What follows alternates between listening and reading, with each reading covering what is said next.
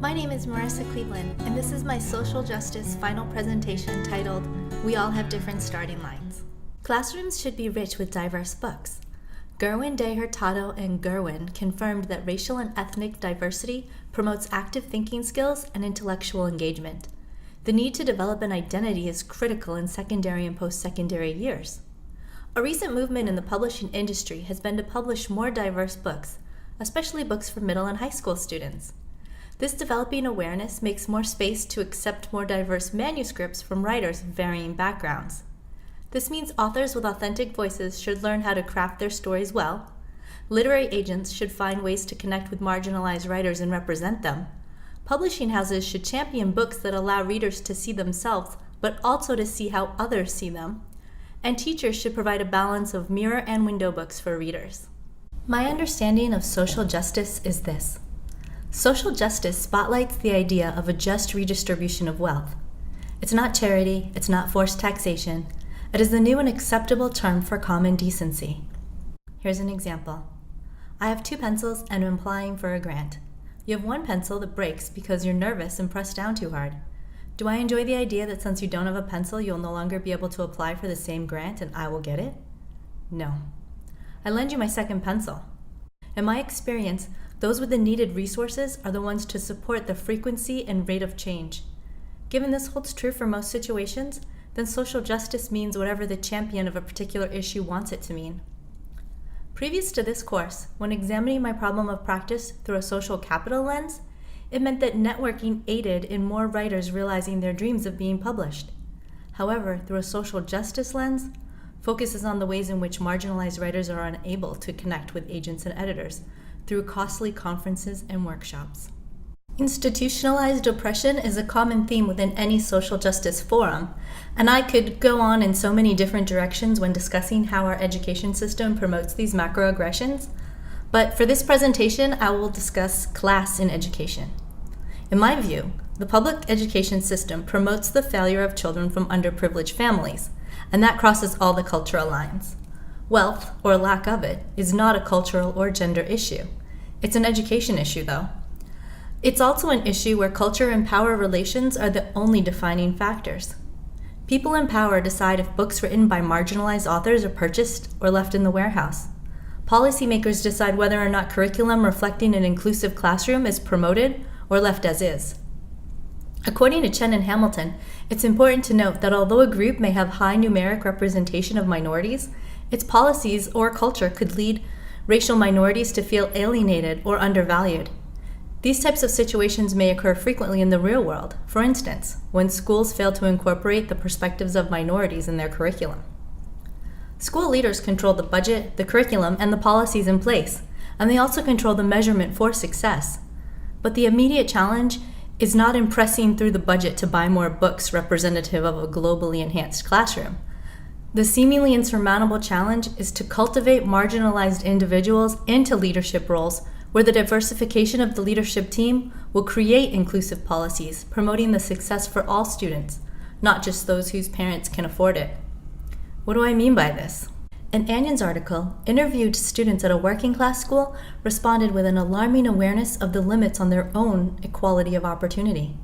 For example, they said it would be hard to find a job without skills, and it would be hard to go to college without money. They also said they didn't think they were smart enough. Conversely, students from the affluent professional school knew what corporations are, what banks do, and what an economy is. Teachers from that school expressed goals such as helping students meet their potential and think for themselves.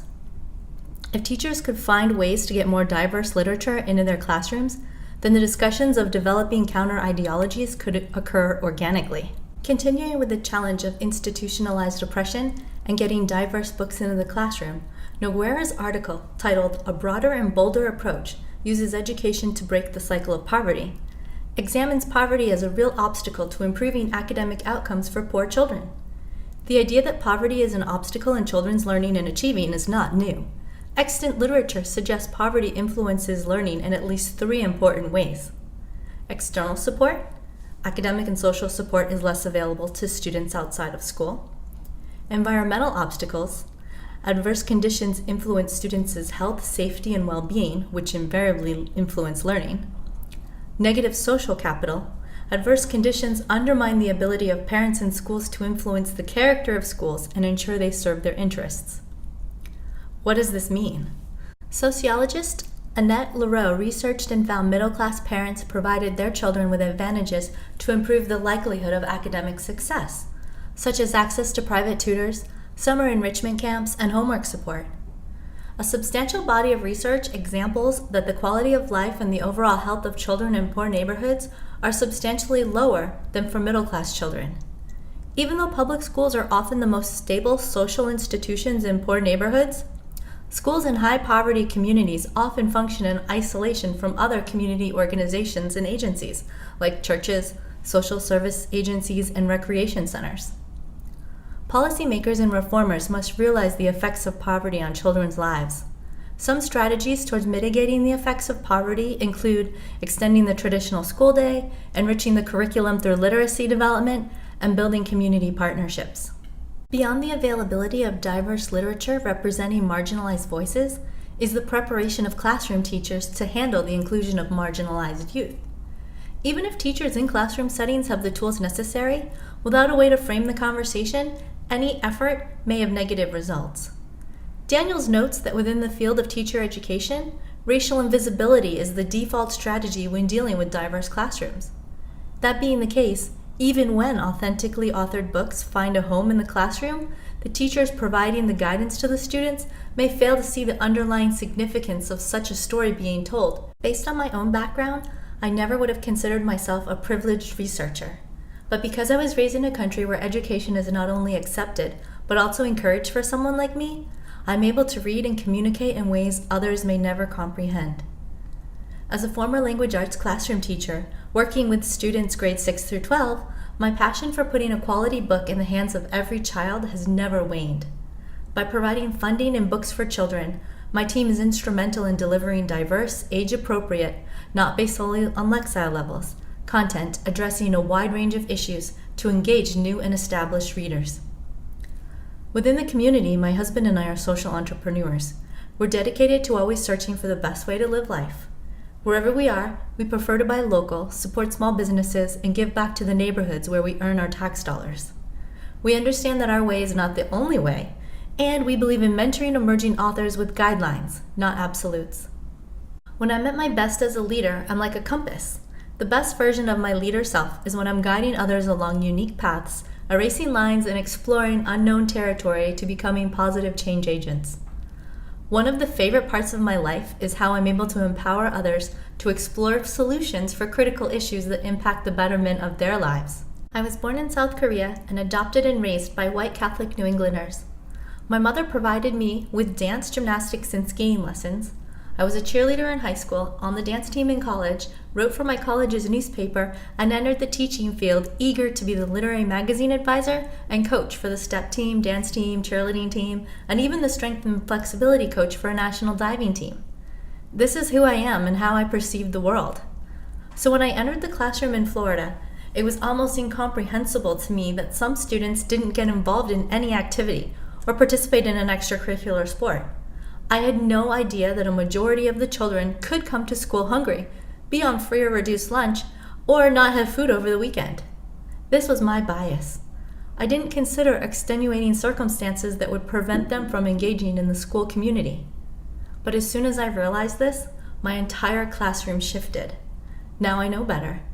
And now that I know, I'm finding ways to disrupt the status quo. Sometimes we don't notice what's not there. I need to start seeing who's not there. We need to look around us. What do we see? As leaders, we need to be culturally agile, and I learned this from my husband.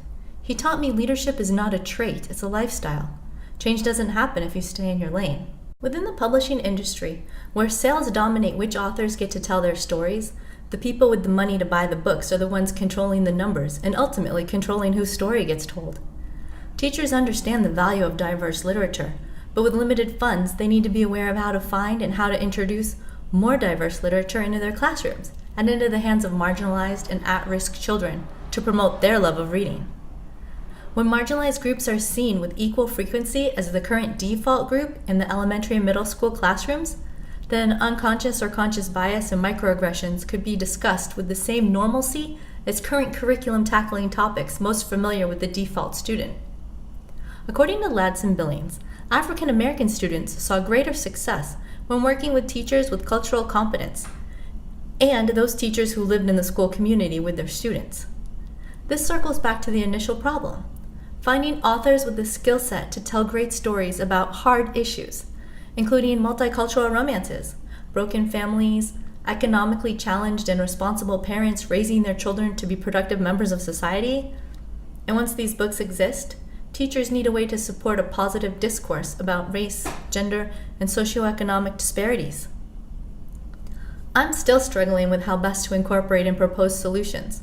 Hopefully, my team and I will be able to create space in the classroom for every voice to be represented through literature, where everyone will have the opportunity to not only see themselves as the heroes and villains in the stories, but also see how to react and respond to scenarios that might not otherwise occur to them. Scholars are recognizing that racial and ethnic diversity promotes active thinking skills and intellectual engagement. The need to develop an identity is critical in secondary and post-secondary years, but the power structure in place for those who operate leadership roles is predominantly white, not just skin color, but also in regards to thought processes. So how do we provide equitable opportunities for the children in circumstances they didn't create for themselves? We work to build our cultural competencies and foster cultural agility among those in our circles. And we lead by example by understanding our positionality and how it frames our experiences, and by demonstrating perspective and appreciation of other people's positionality through our inherent behaviors. And we do this by recognizing we all have different starting lines. Authentic voices produce diverse literature. Teachers increase their racial awareness. Marginalized voices in books open up conversations among students from all backgrounds. And everyone's perspective shifts. So what? Well, in today's digital economy and global marketplace, leaders face cross-cultural challenges and complex problems in ways their predecessors did not. We all form opinions based upon our bias, and research shows that diverse diagnostic teams achieve more successful outcomes. But in order to get those diverse diagnostic teams, we need to raise culturally competent children secure in their identity. And that happens most often through the schools and the books in those schools.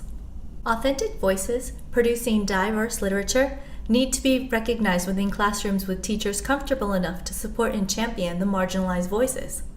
The way traditional publishing works in today's industry, a partnership among the publishing house, the literary agency, the authors, and the readers, and quite often the readers are the buyers, and the buyers, schools, libraries, the public, are the ones with the dollars to propel the industry. Any talented author should be able to write about any topic, and while that may be true, that doesn't exclude the need for authentic voices to be heard. The ones living the stories should be the ones voicing their perspective as well.